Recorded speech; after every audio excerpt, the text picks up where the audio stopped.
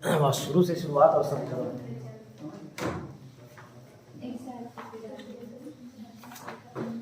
देखिए, नाम था छत्तीसगढ़ खाद्य एवं पोषण सुरक्षा अधिनियम 2012। ठीक, धाराएं एक साथ दी हुई है, उसको देख लेते हैं। जो ऑनलाइन देख रहे हैं एप्लीकेशन के माध्यम से, वो स्टडी मटेरियल में जाके देख सकते हो। ठीक है, स्टडी मटेरियल में सारे इसका स्कैन करके मैं अपलोड कर दिया हूँ। ठीक है, आप जाके वहाँ देख सकते हो। अध्याय 1 में 2 आर्टिकल 2 धाराएं थी, पहला और दूसरा। पहले में था नाम विस्तार तथा प्रारंभ और दूसरे में परिभाषाएं। अध्याय 2 चैप्टर 2 में 3 से 7 धाराएं थी। ठीक है, और अध्याय 1 का नाम था प्रारंभिक, अध्याय 2 का नाम था खाद्य सुरक्षा के प्रावधान। 3 में 3 प्रकार के परिवारों का मेंशन था, अंत्योदय परिवार, प्राथमिक परिवार और सामान्य परिवार। इन लोगों को क्या किस चीज का अधिकार मिला हुआ? रियायती दर पर। रियायती दर मतलब डिस्काउंटेड प्राइस पर खाद्य सामान। चौथा 2 + 2 4, हम 2 हमारे 2 करके पढ़े थे। गर्भवती बनाता था, शिशुवती माताओं के लिए पोषण आता था। फिर गर्भवती हुए, बच्चे हुए तो 5 में बच्चों के लिए पोषण आता था। फिर बच्चे को हॉस्टल में, 6वें में छात्रावास था, आश्रमों में रहने वाले विद्यार्थियों के लिए पोषण आता था। 7 में बच्चों में कुपोषण का निवारण तथा प्रबंधन। वहाँ हॉस्टल का खाना खा कुपोषण के लिए देखे थे। 1 से 7 धाराएं आती। अब उनका डिटेल देखिए। पीडीएफ वाला तीसरा पेज है शायद, संक्षिप्त नाम तथा प्रारंभ। ठीक है, तो देखिए अध्याय 1 और उसके प्रारंभिक में क्या, तो संक्षिप्त नाम विस्तार तथा प्रारंभ। नाम क्या, यह अधिनियम किस नाम से जाना जाएगा? छत्तीसगढ़ खाद्य एवं पोषण सुरक्षा अधिनियम 2012। ठीक है, विस्तार कहाँ, तो पूरे छत्तीसगढ़ राज्य में होगा। कब से लागू होगा? जब से अधिसूचना जारी हो। ठीक है, उसके आगे नीचे लिखा हुआ है, इसमें जो लिखा है उसी के हिसाब से बता रहा हूँ कि ये जो एक डेट मिलेगा आपको 12 अगस्त 2013 का, और एक डेट मिलेगा 1 अप्रैल 2013 का। यहाँ से ये सब लागू हुए हैं। ठीक है, आगे देख लेंगे। फिलहाल अब परिभाषा में कुछ परिभाषा देखे थे। आंगनबाड़ी मतलब क्या था, उसमें लिखा हुआ जो भी है इनडायरेक्टली क्या मतलब उसका, ऐसे केंद्र, ऐसा सेंटर जो भारत सरकार की योजनाओं को क्रियान्वित करे। ठीक है, सेवाएं दे, ऐसा केंद्र क्या कहलाता है? आंगनबाड़ी कहलाता है। लिखा भी है आंगनबाड़ी से अभिप्रेत है, मतलब आशय है भारत सरकार की एकीकृत बाल विकास योजना के अंतर्गत डैश डैश डैश के अंतर्गत आने वाली सेवाएं उपलब्ध कराने हेतु स्थापित एक बाल देखरेख एवं विकास केंद्र। कैसा केंद्र जो योजनाओं को करे, वो सेवाएं दे। ठीक, अंत्योदय परिवार क्या, धारा 3 के अंतर्गत पात्रता के प्रयोजन के लिए धारा 3 और धारा 15 से संबंधित है। आगे अंत्योदय परिवार में हम लोग देखे भी थे 15 वाले आर्टिकल, खैर पलटिए मत, मैं जो हम लोग कितने देखे थे बता रहा हूँ। अंत्योदय परिवार में ये प्राथमिकता वाले परिवार है।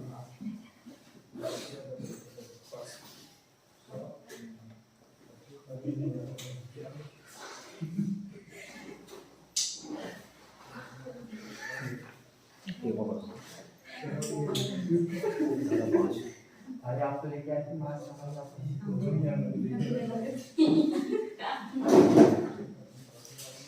तो धारा 15 के उपधारा 5 में अंत्योदय परिवार कौन कौन आएंगे, ये सबका मेंशन हुआ। ठीक है, आगे जाके देखेंगे। फिलहाल आश्रम से क्या मतलब है? आवासीय स्कूल। आवासीय स्कूल जिसको राज्य सरकार या किसी भी सरकार से सहायता प्राप्त हो। ठीक है, ऐसी संस्था। ठीक है, जो आवासीय स्कूल हो वो आश्रम कहलाएगा। ठीक है, सहायता प्राप्त हो। केंद्र सरकार मतलब भारत सरकार। यहीं पे देखिए लिखा है छत्तीसगढ़ खाद्य सुरक्षा अधिनियम 2013, संशोधन अधिनियम 2013 लिखा हुआ है। 2013 क्यों दे दी पता नहीं। द्वारा धारा 2 द्वारा प्रतिस्थापन के पूर्व उपधारा 1 निम्न प्रकार, क्या बोला पता नहीं। इसके पहले क्या बोला? छत्तीसगढ़ खाद्य सुरक्षा अधिनियम 2012 कहलाएगा।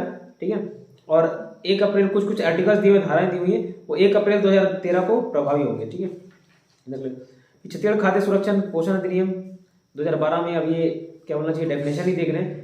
यहाँ से देखे थे निराश्रित व्यक्ति। निराश्रित व्यक्ति मतलब क्या, जो जीने के लिए जो जरूरी है खाना पीना, उसको भी व्यवस्थित नहीं कर पा रहे, वो निराश्रित व्यक्ति है। ठीक है, अगर सिंगल है तो एकल निराश्रित व्यक्ति, और नॉर्मल तो निराश्रित व्यक्ति।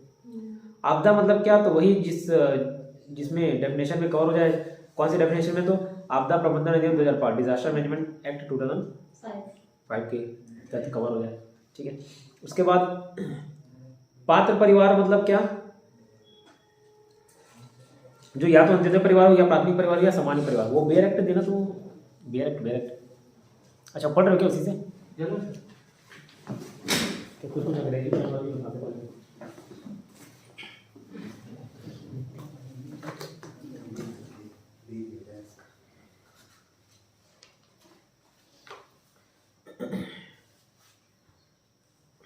ठीक है। फिर पात्र परिवार मतलब देख लिए एलिजिबल हाउस होल्ड कौन, जो या तो अंत्योदय परिवार है या प्राथमिक परिवार है या सामान्य परिवार है। अब प्रवर्जित परिवार क्या, जो ये तीनों में नहीं आता या पात्रता नहीं है, जो ठीक है, जिनको किसी प्रकार का बेनिफिट नहीं मिल रहा है, लाभ नहीं मिल रहा है। उचित मूल्य की दुकान क्या, जो आवश्यक वस्तु है उनको वितरण करने के लिए जो निगुप्त दुकान है, अनुगप्त मतलब जो लाइसेंस होल्डर दुकान है, ठीक है, उसको क्या बोला जाता है, उचित मूल्य की दुकान, ठीक है। ठीक है, जिनको लाइसेंस मिला हुआ है ना, ऐसे क्या कहलाएंगे, उचित मूल्य की दुकान कहलाएंगे, ठीक है। Fair price shop. खाद्यान्न मतलब क्या, चावल गेहूं और मोटा अनाज, ठीक है, या उनका सम्मिश्रण, जिसमें गेहूं का आटा भी शामिल है, ये खाद्यान्न का डेफिनेशन है, ठीक है। आवासीय व्यक्ति जो पटरी बस स्टैंड ये सब कहीं भी रहे, जिसका घर नहीं है। छात्रावास से मतलब है कोई भी संस्था जो क्या छात्राओं के लिए क्या प्रोवाइड करा रही है, आवास सुविधा उपलब्ध करा रही है, प्रदान करा रही है, ठीक है। और ऐसी संस्था जिसको राज्य सरकार का क्या बोला चाहिए, हाँ, हेल्प मिलता हो, ठीक है, सपोर्ट मिलता हो, ऐसा ये कहलाएगा क्या, छात्रावास। स्थानीय निकाय मतलब क्या, पंचायत नगरीय निकाय, ठीक है। स्थानीय निकाय मतलब क्या, पंचायत नगरीय निकाय, जिला बोर्ड, ठीक है, फिर छावनी बोर्ड, ठीक है, फिर कौन, नगर नियोजन प्राधिकारी, ठीक।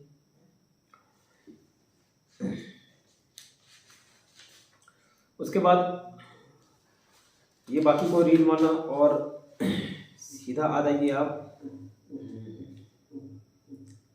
दूसरे अध्याय में, आगे नेक्स्ट खाद्य सुरक्षा के प्रावधान जो देख रहे हैं, ठीक है। तो अंत्योदय परिवार, प्राथमिक परिवार तथा समान परिवारों को ये अधिकार देख लेते, बात कर लेते। 4 देखिए, गर्भवती महिलाओं तथा शिशुवती माताओं के लिए पोषाहार सहायता। अभी इसमें इम्पोर्टेंट है, मेरे को लगता है कि इम्पोर्टेंट है, पूछा जा सकता है ऐसे क्वेश्चन और बारीक पूछे जा सकते हैं। कहाँ पे ध्यान देना, देखो जो 0 से 6 महीने तक के हैं, ठीक है, 0 से 6 महीने तक के हैं, उनके लिए वो ऐसी माताएं जो 0 से, जिनका बच्चे कितने महीने का है, 0 से लेके 6 महीने तक, ठीक। और जो गर्भवती है, ठीक है, मतलब अभी प्रेग्नेंट है या बच्चा हो भी गया तो जो 6 महीने तक का है, उनको क्या मिलेगा, स्थानीय आंगनबाड़ी के माध्यम से निःशुल्क भोजन मिलेगा, ठीक है, निःशुल्क भोजन मिलेगा। फिर नेक्स्ट पॉइंट, बच्चों के लिए पोषाहार व्यवस्था। अब देखो 0 से 6 तक तो मिल गया, अब यहाँ पे कितने साल तक के लिए मिलता है, 14 साल तक के लिए मिलता है, ठीक है, 14 साल तक के लिए मिलता है, लेकिन बाइफर्केशन है, 0 से 6 कैसे, 6 से 8 कैसे, 6 से 8 तक है, 6 महीने से 6 साल तक का था, फिर 6 से 14 साल तक था। तो 0 से 6 तो बच्चे के लिए तो दूध पीना अनिवार्य है ना, दूध पीने को बढ़ावा देते हैं, तो वो धारा 4 में कवर हो गया। इसमें पहला चीज जो धारा 5 है उसका कब बोलता है, कब पॉइंट, कि 6 महीने से लेके 6 वर्ष के बच्चों को, क्या बोल रहा हूँ, 6 महीने से लेके 6 वर्ष के बच्चों को स्थानीय आंगनबाड़ी के माध्यम से, किसी स्थानीय आंगनबाड़ी के माध्यम से निःशुल्क भोजन मिलेगा, ठीक है, निःशुल्क भोजन मिलेगा, ठीक है। और आगे लिखा गया, परंतु 6 माह से कम आयु बच्चों के पूर्णतः स्तनपान को बढ़ावा दिया जाएगा, ठीक है। फिर खा बोलता है 6 से 14 वर्ष के बच्चे के लिए प्रावधान करता है। इनको भी कहा कक्षा 8वीं तक, ये स्कूल के माध्यम से मिलेगा, इससे पहले जो था आंगनबाड़ी के माध्यम से मिलता था, ये स्कूल से मिलेगा, ठीक है। 8वीं कक्षा तक निःशुल्क भोजन, निःशुल्क मध्याह्न भोजन, मिड डे मील जो बोला था वो मिलेगा, ठीक है, मिड डे मील मिलेगा। अब किस दिन मिलेगा, छुट्टी के दिन को छोड़ के, स्कूल का जो छुट्टी है वो उसको छोड़ के, अवकाश दिवसों को छोड़कर हर रोज मिलेगा, ठीक है, और हर रोज 2 बार खाना मिलेगा, मिड डे मील।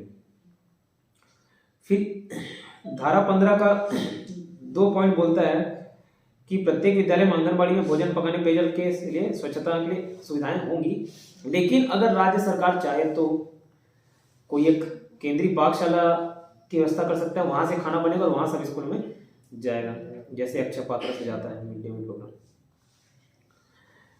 फिर धारा 6 देखिए, धारा 5 के लिए छात्रावास तथा आश्रमों में रहने वाले विद्यार्थियों के लिए पोषण था। अब यहाँ इनको निःशुल्क भोजन नहीं मिल रहा है, ध्यान रखना है। यहाँ जो निर्धारित प्राइस रहेगा, जो भी सपोज ये इतना प्लेट 5 रुपये 10 रुपये जो भी है, धारा 6 है। हाँ धारा 6 सर, अध्याय नहीं है, अध्याय तो दूसरा है, दूसरे अध्याय में 3 से 7 धारा देख रहे हैं। तो हॉस्टल में जो रहते हैं, हॉस्टल या आश्रम में रहते हैं, उनके लिए उनको पैसा देना पड़ेगा, जो भी एक अमाउंट तय कर दें उतना पैसा उनको देना पड़ेगा। फिर बच्चों में कुपोषण का निवारण तथा प्रबंधन, तो ये भी स्थानीय आंगनबाड़ी के माध्यम से किया ठीक है, स्थानीय आंगनबाड़ी के माध्यम से पहचान किया जाएगा कुपोषण कौन है और उनको क्या है पहचान करके निःशुल्क भोजन उपलब्ध कराया जाएगा। क्लियर, इतना देखे थे, है ना। अब वापस पहले पेज पे आप फिर कुछ आर्टिकल्स याद करते हैं, उसके बाद फिर वापस डिटेल में देखेंगे। पहले पेज में अध्याय 3 था विशेष समूह के लिए पात्रता, ठीक है। धारा 8 भी वही बोलता है विशेष समूह के लिए पात्रता, और इसमें कहां से कहां तक धारा आती है तो 3 into 3 9 तक याद किए थे, 8 और 9 इसमें आ जाता है, ठीक है। पहले अध्याय में पहला और दूसरा धारा, दूसरे अध्याय में तीसरे के साथ, तीसरे में 8 9 8 क्या बोलता है विशेष समूह के लिए पात्रता, विशेष समूह के लिए पात्रता, और 9वां क्या बोलता है आपात तथा आपदा प्रभावित व्यक्तियों के लिए पोशाक सहायता। तो ये 7 से 9 में कूदे थे, ठीक है। फिर अध्याय 4 में भूख की दशा में तत्काल राहत, ये 10 बस का क्या किया, और 4 into 3 12 धारा तक था, 10 11 12। तो 10 क्या भूख की दशा में राहत प्रदान करने हेतु मार्गदर्शिका, 10 से दर्शिका रखना, 10 में क्या है दर्शिका। फिर 11 में राहत प्रदान करने की स्थानीय निकायों का उत्तरदायित्व, ये रिस्पांसिबिलिटी बताता है लोकल अथॉरिटी का, ठीक है। फिर 12 क्या भूख से तत्काल राहत, ये फिर पहचान करने के बाद स्थानीय निकाय का दायित्व है कि ये पहचान करेगा और उसके बाद उसको तत्काल राहत प्रदान किया जाएगा, ठीक है। फिर अध्याय 5 में क्या थी राज्य सरकार की योजना, कैसे याद किए थे तो कांग्रेस से याद किए थे, 5 मतलब कांग्रेस मतलब योजना। तो पात्रताओं की प्राप्ति हेतु योजनाओं का क्रियान्वयन इसका धारा है, धारा 13 बात करता है। 6 में भी एक ही धारा है, राज्य सरकार का वित्तीय उत्तरदायित्व बताया था 6 पैसा, ठीक है। धारा 14 है राज्य सरकार का वित्तीय उत्तरदायित्व, फाइनेंशियल रिस्पांसिबिलिटी। फिर 7 अध्याय 7 क्या था अंत्योदय परिवारों, प्राथमिकता वाले परिवारों तथा विशेष कमजोर समूह सामाजिक समूहों की पहचान, ठीक है। प से 15 प से पहचान याद की थी, प से 15 प से पहचान, ठीक है। तो परिवार तथा विशेष रूप से कमजोर सामाजिक समूह की पहचान के संदर्भ में मार्गदर्शिका जारी करने तो सरकार कुछ करेगा संदेह 15 में। और 16 में क्या है ये लिस्ट जो है अंत्योदय परिवार, प्राथमिक परिवार, सामान्य परिवार, इनकी सूची का सार्वजनिक क्षेत्र में प्रदर्शन करेगा, ठीक है। 16 ये बोलता है।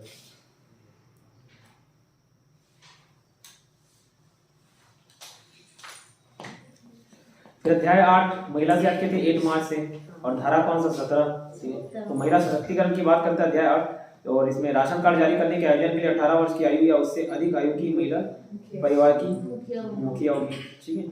इसमें एक पॉइंट और देखे थे, अगर महिला 18 साल की नहीं है तो जो सबसे ओल्डेस्ट मेंबर है, गार्डन मेंबर रहेगा, मैंने पुरुष में उसको बना दिया जाएगा, और जैसे ही महिला रहेगी 18 साल की फिर उसका राशन कार्ड उसके नाम पे ट्रांसफर हो जाएगा। फिर अध्याय 9 में क्या स्थानीय निकायों की भूमिका, 9 दूनी 18, स्थानीय निकायों की भूमिका रोल करके याद किया था 18 साल से स्थानीय निकायों की भूमिका। अब यहाँ तक फिर पढ़ लेते, उसके बाद वापस कुछ आर्टिकल सुनाएंगे। तो विशेष समूह के लिए पात्रता 8वां देखो, विशेष समूह के लिए पात्रता, ये अनुचित दरवाजा लगा दो। विशेष समूह के लिए पात्रता कैसी है, निराश्रित व्यक्तियों के लिए,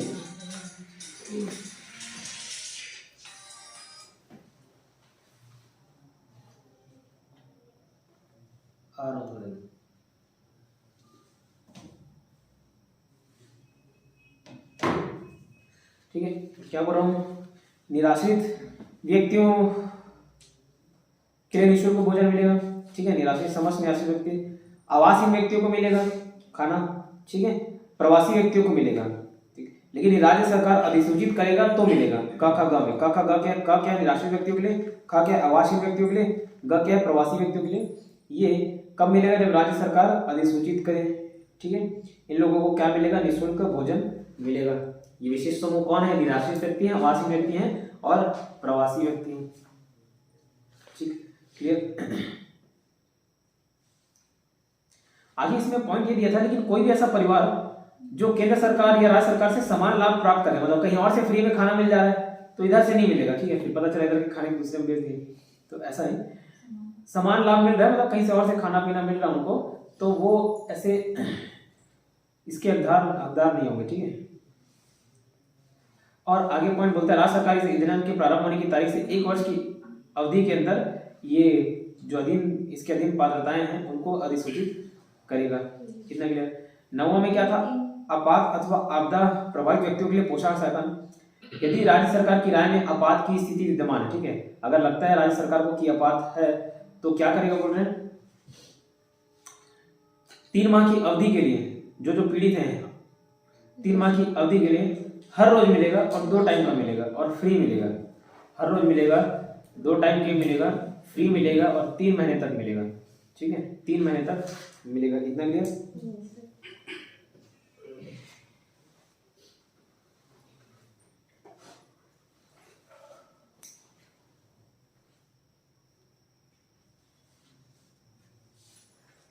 ठीक, यहाँ तक। फिर भूख की दशा में तत्काल राहत। अब 10 में दर्शिका था, भूख की दशा में राहत प्रदान करने तो मार्गदर्शी गाइडलाइंस है और कुछ नहीं। ठीक है, 11 पॉइंट में स्थानीय निकाय का उत्तर देते हैं, पहचान करने का काम किसका, स्थानीय निकाय का। स्थानीय निकाय क्या होता है देख लीजिए। ठीक है, और यही रेस्पॉन्सिबल रहेंगे उनको क्या होना चाहिए राहत प्रदान करने में। फिर भूख से तत्काल राहत ये क्या बोलता है, पहचान किए जाने की तारीख से। जैसे स्थानीय निकाय ने पहचान कर लिया कि हाँ भाई ये भूखा है, ये खगाया हुआ है, तो वहां से पहचान की जाने की तारीख से 6 महीने तक, कब तक, 6 महीने तक उनको प्रतिदिन 2 समय का फ्री भोजन मिलेगा। ठीक है, अब इसमें भूख वाले केस में रखना 6 महीने तक मिलेगा और आपदा वाली स्थिति में 3 महीने तक मिलेगा। ठीक है, आपदा वाली स्थिति में 3 महीने, भूख वाले में 6 महीने। ठीक है, खगवाया हो तो ज्यादा 6 महीने तक डोज। ठीक है, आपदा हो गया इमरजेंसी वाली सिचुएशन है 3 महीने के लिए। ठीक है, और एकदम खखाया होता है तो 6 महीने तक। ठीक, कुसुमनों को 6 महीने तक, कुसुमनों के केस में 6 महीने। दोनों में 2 टाइम मिलेगा। हाँ, दोनों में 2 टाइम मिलेगा और निःशुल्क मिलेगा, कोई चार्जेस नहीं। ठीक है, चार्जेस अभी तक कहाँ देंगे, वो जो हॉस्टल में रह रहे बच्चे है ना, आगे और बहुत सारी योजनाएं भी देखेंगे। जैसे अन्नपूर्णा 5 रुपए में दाल भात मिलता नहीं, खाद देखो किसी ने पूछा भी था योजनाएं अनुपूर्णा, लेकिन इसमें पढ़ना होगा अपने को। इससे रिलेटेड जितनी योजना है खैर दिया हुआ है और कुछ एक्स्ट्रा इधर उधर से लिख भी दिया हूँ योजना। ठीक, अध्याय 5 में क्या राज्य सरकार की योजनाएं हैं। यहाँ तक 5 तक तो देखे थे ना, 6 तक देखे थे। अध्याय 5 राज्य सरकार की योजनाएं। तो पात्रताओं की प्राप्ति हेतु तो योजनाओं का क्रियान्वयन बात करता है धारा 13। इसमें कुछ नहीं, रिपीटेड पॉइंट है 4, 5, 6, 7, 8, 9। ठीक है, इनके लिए योजना बनाएगा 4, 5, 6, 7, 8, 9। अब उसको पूरा पढ़ोगे ना तो समझ आ जाएगा। 4 में क्या था, तो वो गर्भवती महिला और शिशुवती महिलाओं को निःशुल्क भोजन प्राप्त कराने के लिए योजना बनाएगा। फिर 5 में बच्चों के लिए योजना बनाएगा। 6 में हॉस्टल में जो है उन लोगों के लिए योजना। 7 में कुपोषण हो गए उनको लेके योजना। तो ये सब पॉइंट रिपीटेड है। ठीक है, तो योजना बनाएगी, किसकी जिम्मेदारी योजना बनाने की, राज्य सरकार। ठीक है,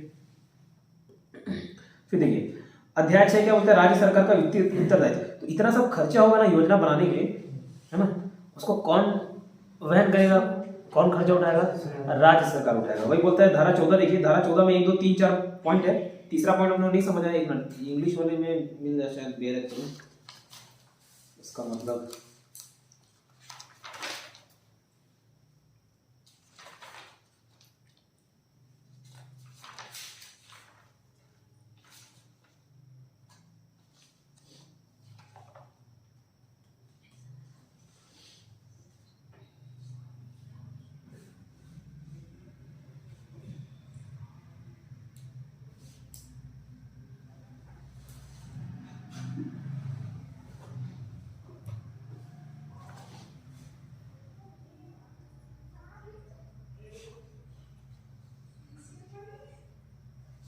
अच्छा ठीक है,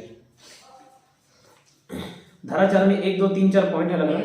पहला क्या बोलते हैं, इस अधिनियम के अंतर्गत जो पात्र परिवार है, ठीक है, जो पात्र परिवार है, इस अधिनियम या संसद द्वारा बनाए गए अधिनियम द्वारा ऐसे खाद्य पदार्थों की मात्रा जो भी अधिक हो वो पात्र होंगे। क्या बोला था, कल भी बताया था, क्वांटिटी। सपोज राज्य सरकार की तरफ से या इस अधिनियम की तरफ से अगर 35 किलो मिल रहा है और केंद्र सरकार को योजना बना दी, मतलब संसद द्वारा निकला कोई योजना, उसमें आपका निकल गया 50 किलो, तो जो क्वांटिटी ज्यादा होगी वो मिलेगा। ये ऐसा 14, 1 बोलते हैं। 14, 2 में 14, 2 में क्या है, अनुज वाला गेट खोल दो तो, ठीक है।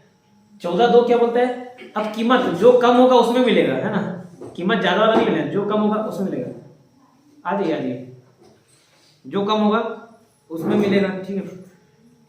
और धारा 3 बोलता है, ये जो 14 का जो 3 है वो क्या बोलता है कि 1 और 2 में, 1 और 2 को प्रभावी बनाने के लिए 14(1) और 14(2) को प्रभावी बनाने के लिए राज्य सरकार आदेश जारी करेगा। ठीक है, जो जरूरी है वो आदेश जारी करेगा, सब 3 बोलते हैं। और 4 बोलते हैं कि जितना खर्चा होगा राज्य सरकार ही वहन करेगा। ठीक है, इतना क्लियर।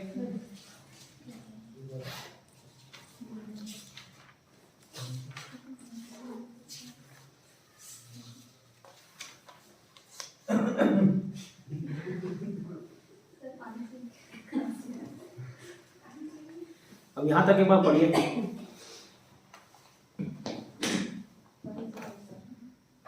उजाला तद्भव है तत्सम है।